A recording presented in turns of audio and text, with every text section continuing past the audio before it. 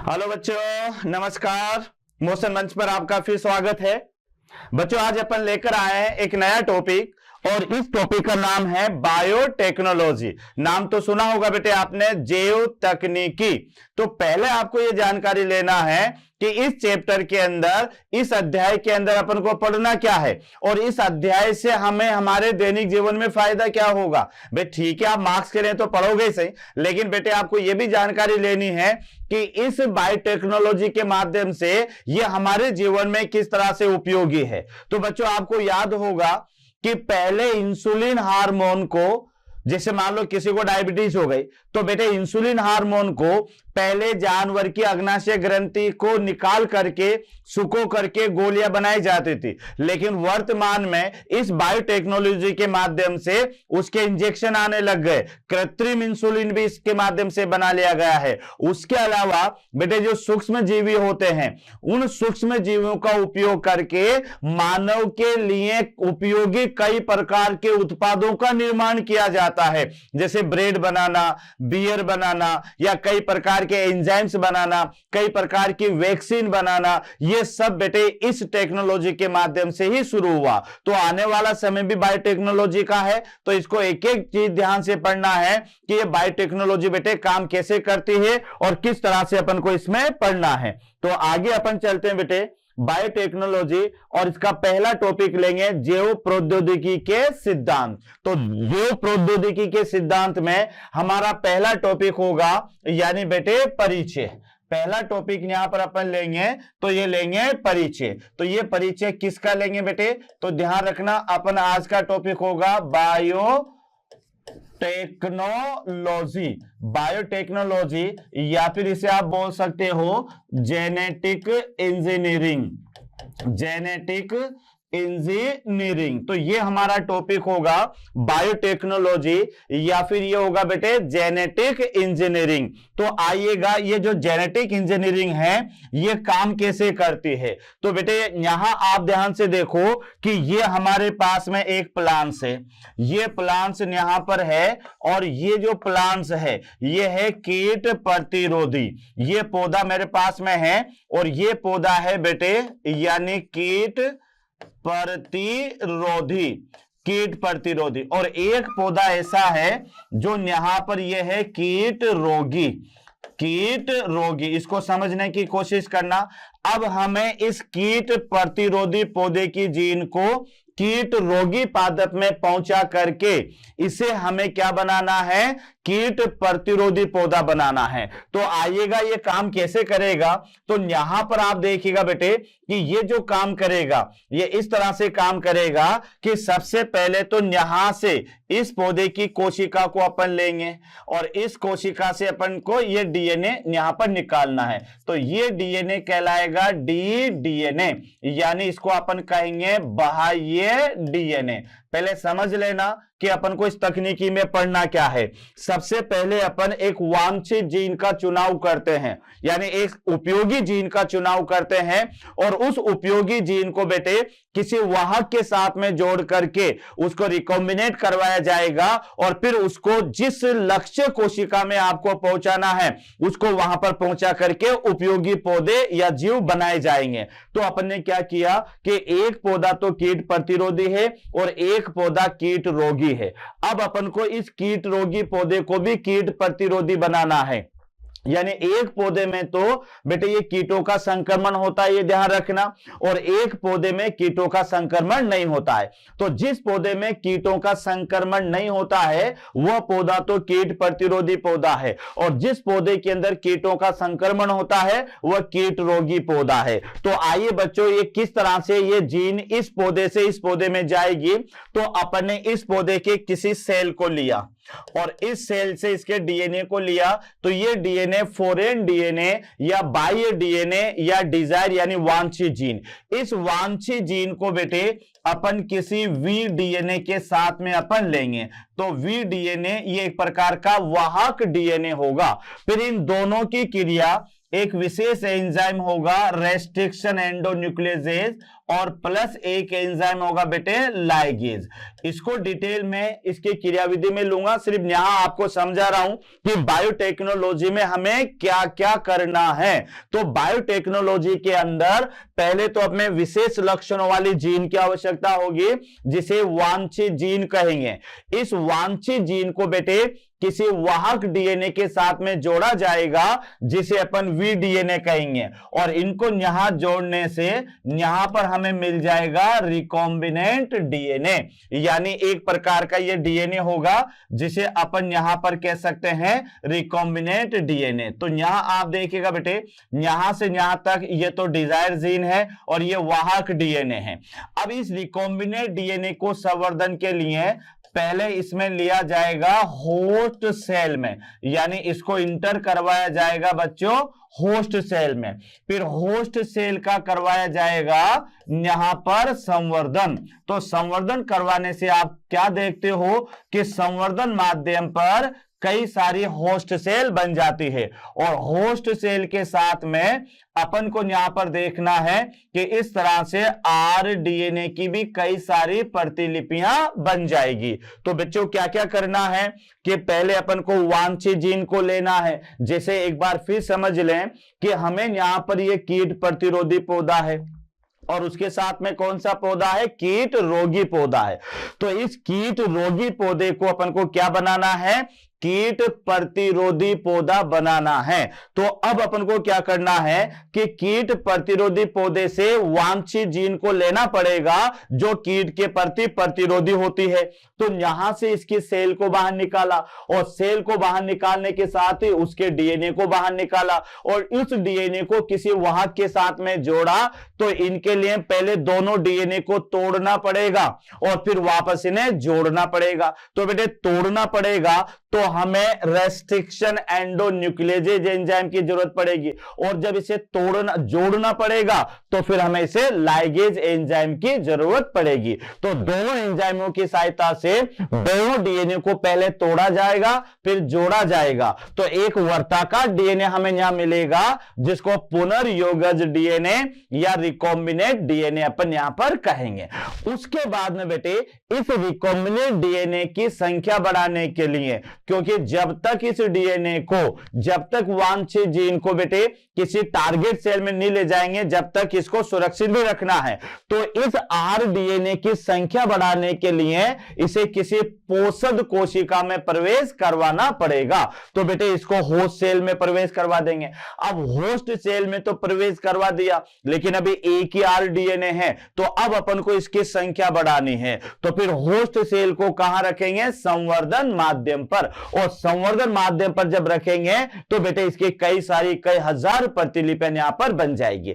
अब कुछ प्रतिलिपियों का जो यूज नहीं आएगी उनको तो अपन जीन बैंक में संरक्षित कर देंगे, और कुछ होस्ट सेल को प्रयोग में अपन काम में लेंगे। तो बेटे यहां पर हमारे पास में ये यहां है, ये सॉल्यूशन है जिसके अंदर एक तो अपन ने लिया है ये यहां पर टारगेट सेल, और एक लिया है बेटे यहां पर अपन ने ये होस्ट सेल। तो होस्ट सेल के अंदर ये यहां पर आपके पास में है आरडीएनए। तो ये वाली सेल तो है टारगेट सेल, और ये वाली सेल है बेटे होस्ट सेल। तो ये थोड़ा सा ध्यान रखना, और इनको एक विशेष सॉल्यूशन के अंदर लिया जाता है, और उस सॉल्यूशन को बोलेंगे पॉली इथाइल ग्लाइकोल। तो समझना, क्रियाविधि अपन बाद में भी पढ़ेंगे, लेकिन ये समझाने के लिए आपको ये पता लग जाएगा बेटे कि बायोटेक्नोलॉजी में अपन क्या क्या चीजों की रिक्वायरमेंट होगी, ये सारी चीजें अपन यहां पर देखेंगे। तो यहां आप देख लीजिएगा बच्चों कि यहां पर ये टारगेट सेल है, ये होस्ट सेल है। अब यहां पर कुछ समय बाद में क्या होगा कि कल्चर मीडिया पर बेटे, यहां पर कल्चर मीडिया पर ये जो कैल्शियम पॉलीइथाइल ग्लाइकोल है, यह आरडीएनए को किस में लेकर आ जाएगा, टारगेट सेल में। तो यहां मैं बना रहा हूं कि ये टारगेट सेल का डीएनए है, और ये यहां पर ये हमारे पास में ये आरडीएनए। तो ये आरडीएनए तो टारगेट सेल से जुड़ जाएगा, और ये जो वी डीएनए है ये यहां पर नष्ट हो जाएगा, और नष्ट होने के साथ ही बेटे यहां पर कल्चर मीडिया पर ये कोशिकाओं का समूह बनेगा। इस समूह को तो आप कहोगे केलस। कैलस से आगे चलकर बन जाएगा बेटे एम्ब्रियोइड, यानी यहां पर ये एम्ब्रियोइड यहां पर बन जाएगा, और एम्ब्रियोइड के विकास से यहां पर बेटे ये पौधा बनेगा, ये पौधा यहां पर बनेगा, और ये पौधा होगा कीट प्रतिरोधी, ये पौधा यहां होगा बेटे कीट प्रतिरोधी। तो आप यहां पर आप देखिएगा कि किस तरह से ये बना।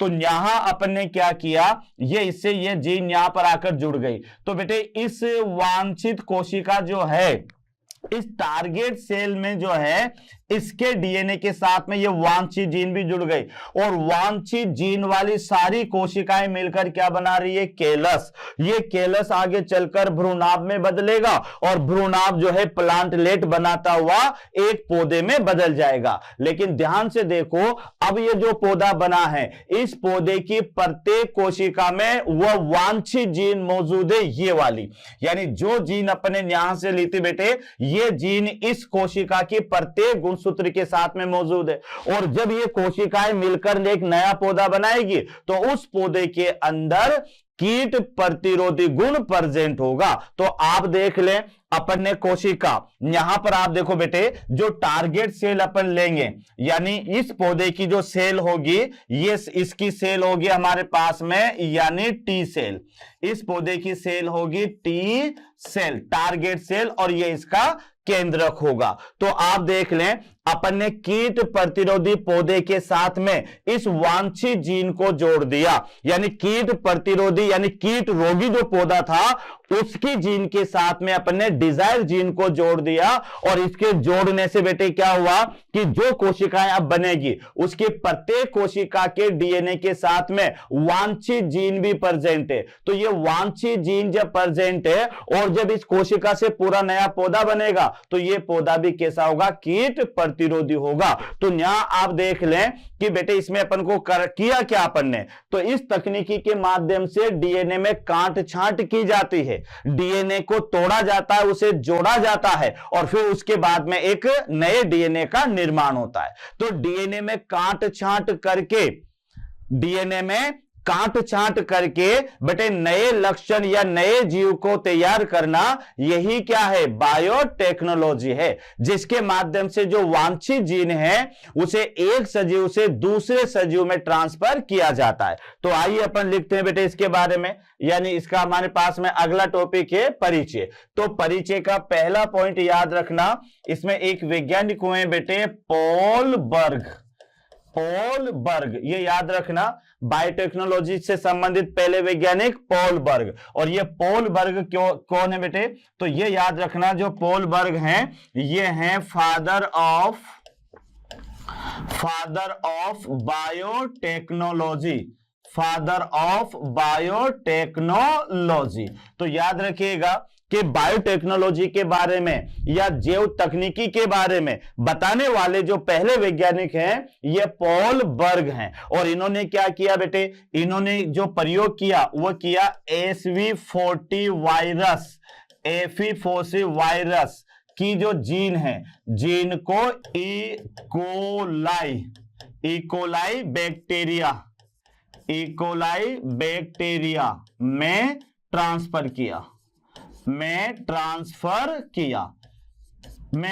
किया। तो ये थोड़ा आपको याद रखना है कि पहला वैज्ञानिक है हमारे पास में पॉल बर्ग। और बेटे पॉल बर्ग ने क्या किया कि इन्होंने SV40 वायरस होता है, उसके जीन को निकाल करके इकोलाई जीवाणु के अंदर ट्रांसफर किया।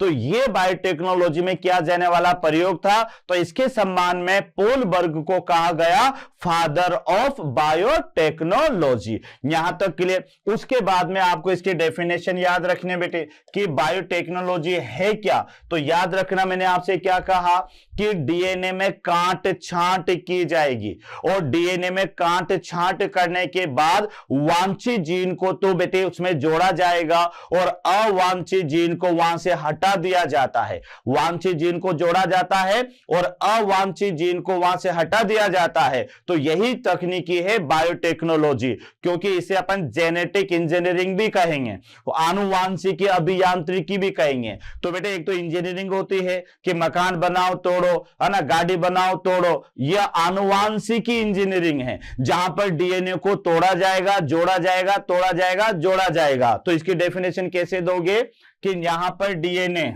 ध्यान रखना बेटे, यानी डीएनए में काट छांट करके, डीएनए में काट छांट करके, ये ध्यान रखना, डीएनए में काट छांट करके वांछित, ये वर्ड याद रखना बेटे, वांछित जीन को जोड़ना, ये ध्यान रखना, वांछित जीन को जोड़ना, यानी डीएनए में काट छांट करके, ध्यान रखना बेटे, वांछित जीन को तो जोड़ना तथा अवांछित जीन को, तथा अवांछित, नॉन डिजायरेबल, अवांछित यानी नॉन डिजायर, अवांछित जीन को हटाना, अवांछित जीन को हटाना, ये कहलाएगा बेटे आनुवांशिक तकनीकी या आनुवांशिक या जेनेटिक इंजीनियरिंग। हटाना आनुवांशिकी अभियांत्रिकी कहलाती है, आनुवांशिकी अभियांत्रिकी कहलाती है। तो बच्चों ये डेफिनेशन आपको याद रखना है कि डीएनए में काट छांट करके, ध्यान रखना कि डीएनए को पहले तोड़ा जाएगा फिर उसे जोड़ा जाएगा। तो डीएनए में काट छांट करके, डीएनए में काट छांट करके बेटे वांछित जीन को तो उसमें जोड़ना और अवांछित जीन को वहां से हटाना, तो यह तकनीकी कहलाती है आनुवांशिकी अभियांत्रिकी। तो इससे क्या किया जाएगा कि इससे जो वांछित जीन है, यानी इसमें बेटे जो वांछित जीन है, इसको एक सजीव से दूसरे सजीव में भी स्थानांतरित किया जाता है। यानी यहां आप इसका दूसरा पॉइंट याद रख लें कि जो वांछित जीन है, वांछित जीन जिसे आप क्या बोल सकते हो, डिजायर जीन, वांछित जीन जिसे डिजायर जीन भी आप बोल सकते हो, जिसे फॉरेन डीएनए भी आप कह सकते हो, जिसे बाह्य डीएनए भी कह सकते हो, है ना, या फिर वांछित जीन भी आप कह सकते हो। बेटे वांछित जीन एक ऐसी जीन होगी जिसे विशेष गुणों के आधार पर चुना जाएगा, यानी जो लाभदायक जीन है, जिस जीन के अनुसार हमें प्रोडक्ट बनाना है, जिस जीन के अनुसार हमें नया सजीव बनाना है, तो उस जीन, उस लाभदायक जीन को बोला जाएगा वांछित जीन। तो होगा क्या कि वांछित जीन को किसी वाहक की सहायता से, यह भी याद रखना बेटे, वांछित जीन को किसी वाहक की सहायता से, किसी वाहक की सहायता से, ये याद रखना बेटे, सहायता से एक सजीव से याद रखें बच्चे, एक सजीव से दूसरे सजीव में, एक सजीव से दूसरे सजीव में स्थानांतरित किया जाता है या स्थानांतरण किया जाता है, स्थानांतरण किया जाता है। तो ये आपको यहां पर याद रखना है, स्थानांतरण किया जाता है। यानी क्या लिखा बेटे कि वांछित जीन को किसी वाहक की सहायता से एक सजीव से दूसरे सजीव में ट्रांसफर किया जाएगा। यानी the desired gene is the transfer from the one organism to next organism through the vector. यानी किसी भी वाहक की सहायता से, किसी वाहक की सहायता से किसी वांछित जीन को बेटे एक सजीव से दूसरे सजीव में ट्रांसफर करना, यह कहलाता है आनुवांशिकी अभियांत्रिकी। तो एक बार फिर सोच ले क्या पढ़ रहे हैं अपन, आनुवांशिकी अभियांत्रिकी या जैव तकनीकी। तो बेटे इसमें सारा खेल डीएनए का है, याद रखना, इसमें सारा खेल डीएनए का है। तो डीएनए में पहले तोड़ा जाएगा फिर जोड़ा जाएगा। तो डीएनए को तोड़ना, डीएनए को वापस जोड़ना। अब तोड़ेंगे कैसे, तो अवांछित जीन को हटा देंगे और उसमें वांछित जीन को बेटे जोड़ देंगे। तो डीएनए को तोड़ना, डीएनए को जोड़ना, या डीएनए से अवांछित जीन को हटा देना और वांछित जीन को उसमें जोड़ देना। तो ये दोनों क्रियाएं कहलाती है आनुवांशिकी अभियांत्रिकी। फिर अपन ने बेटे जब वांछित जीन को जोड़ दिया तो तो वह किसी वाहक की सहायता से ये जो वांछित जीन होगी ये एक सजीव से दूसरे सजीव में ट्रांसफर की जाएगी, एक सजीव से दूसरे सजीव में स्थानांतरित की जाएगी। तो यह भी एक आनुवांशिकी अभियांत्रिकी है। तो फिर इसका आगे क्या किया जाएगा बेटे, यानी आनुवांशिकी अभियांत्रिकी में जब आप देखेंगे तो बेटे यहां पर क्या होगा, यानी इस क्रिया के दौरान, यानी इस तकनीकी के दौरान, यह भी याद रखना है बेटे, इस तकनीकी के द्वारा सूक्ष्म जीवों का प्रयोग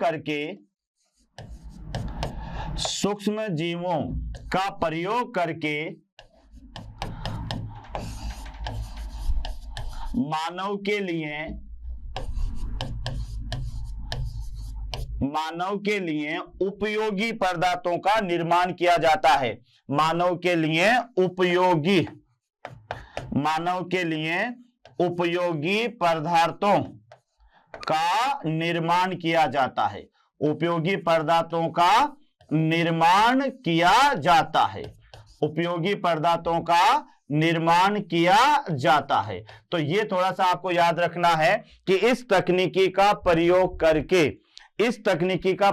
करके बेटे मानव के लिए जो उपयोगी पदार्थ होते हैं, जैसे कौन से पदार्थ उपयोगी होंगे, जैसे मान लेते हैं बेटे कर्ड है, यानी दही है, याद रखना। उसके अलावा बेटे बियर होती है ना, ये भी याद रखिएगा। उसके अलावा जो है क्या कहते हैं, कुछ मेडिसिन होते बेटे, यानी एंटीबायोटिक्स होती है। उसके अलावा कुछ एंजाइम्स होते हैं, है ना। उसके अलावा कुछ हार्मोन्स होते हैं। तो इन पदार्थों का निर्माण इस तकनीकी के माध्यम से किया जाता है। तो यहाँ आप देख ले कि बेटे इस तकनीकी से किया क्या जाएगा, तो यहां पर इसमें माइक्रोब्स का यूज लेंगे, जैसे इकोलाई बैक्टीरिया है, या कोई बेटे फंगस है, या कोई जीवाणु है। इन सूक्ष्म जीवों का प्रयोग करके, क्योंकि तो आपने भी पढ़ रखा होगा कि कई प्रकार की जो एंटीबायोटिक्स है वो बेटे सूक्ष्म जीवों से प्राप्त होती है। जैसे पेनिसिलिन है तो बेटे पेनिसिलिन फंगस से प्राप्त होती है। इसी तरह से स्ट्रेप्टोमाइसिन है, एम्पेसिलिन है, ये सब जीवाणुओं से प्राप्त होती है। तो इस तकनीकी के माध्यम से क्या किया जाएगा कि सूक्ष्म जीवों का प्रयोग करके मानव के लिए उपयोगी पदार्थों का जो है निर्माण किया जाता है। तो ये 2-3 पॉइंट आपको परिचय में याद रखना है बेटे। एक बार और देख लें कि इसका मैंने इंट्रोडक्शन दिया, बता ही दिया कि ये तकनीकी का आधार क्या है। तो तकनीकी का आधार आपको समझ में आया कि बेटे तकनीकी का जो आधार है वह यही है कि किसी डीएनए के अंदर वांछित जीन को तो जोड़ा जाएगा या उसमें से अवांछित जीन को हटा दिया जाएगा। तो ये इस तकनीकी का मेन सार है जो आपको याद रखना है। और फिर उस वांछित जीन को बेटे किसी वाहक डीएनए के माध्यम से एक सजीव से दूसरे सजीव में स्थानांतरित किया जाता है। यहां तक क्लियर हुआ। और फिर इस तकनीकी के माध्यम से जो सूक्ष्म जीवी होते हैं बेटे उनका प्रयोग मानव के लिए उपयोगी कई पदार्थों के निर्माण में किया जाएगा। जैसे बेटे आपको याद होगा तो इस तकनीकी के माध्यम से कई हार्मोन बना लिए गए हैं। इस तकनीकी के माध्यम से कई वैक्सीन बनाई जाती है। इस तकनीकी के माध्यम से बेटे कई प्रकार के जो है जैसे ये ब्रेड है, बियर है, ये बनाई जाती है। तो इस तकनीकी का जो उपयोग है वो बेटे मेडिसिनल में भी यूज होगा, है ना। कई प्रकार के जेनेटिकली मॉडिफाइड प्लांट्स बना लिए जाते हैं जिससे आगे चलकर बेटे उनकी उत्पादकता बढ़ जाती है। कई प्रकार के जेनेटिकली मॉडिफाइड एनिमल्स बनाए जाते हैं जिससे मिल्क ज्यादा मिलता है, जिससे अंडे ज्यादा मिलते हैं और जिससे मीट वगैरह ये भी ज्यादा मिलता है। तो एक तो ये याद रखना। अब